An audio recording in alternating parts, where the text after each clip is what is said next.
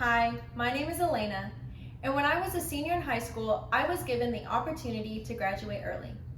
I told them no because I instead wanted to experience the entirety of my senior year alongside my friends and graduate with them. And then, in October, my dad told my family that we would be moving that December to Tennessee.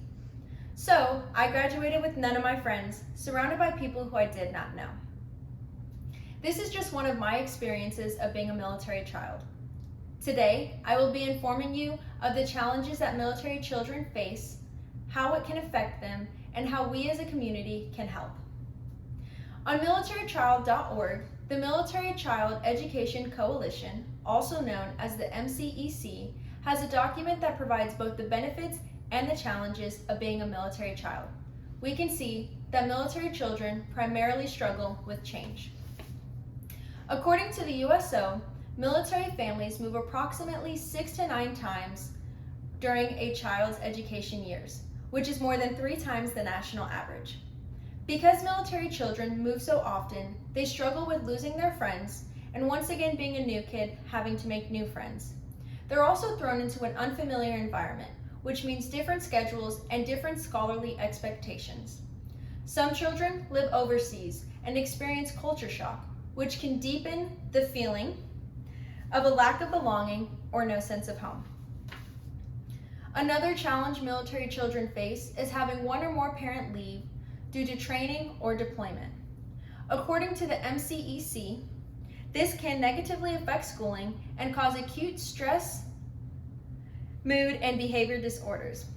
With younger children, this can mean nightmares or tantrums, and with older children, this can cause an increase of fears and a difficulty in concentrating.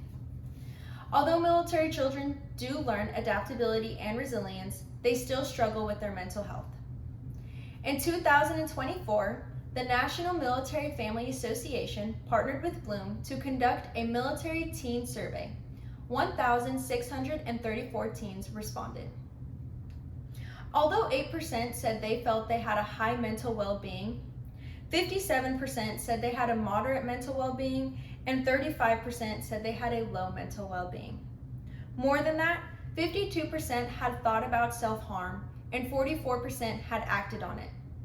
12% of these teens reported to preparing to end their lives at one point.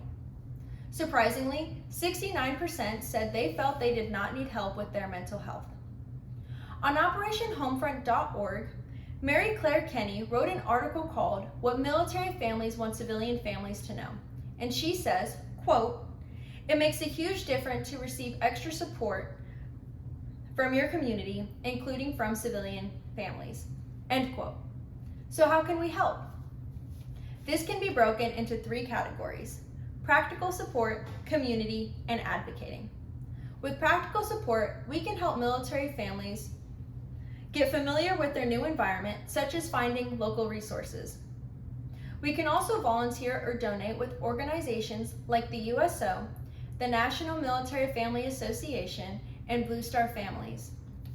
Within our community, we can be welcoming neighbors and invite families into our home for dinner, and also ask questions to show them our interest in their different lives. At home, we can educate our children on the struggles that military families face. That way, military children can feel understood and welcome at their new schools. To advocate for military families, we can support businesses that offer military discount, and we can also raise awareness in our communities by engaging in events that support military families. But most of all, each of us can say thank you, not just to the soldiers, but to their families who have also dedicated their lives to protecting you.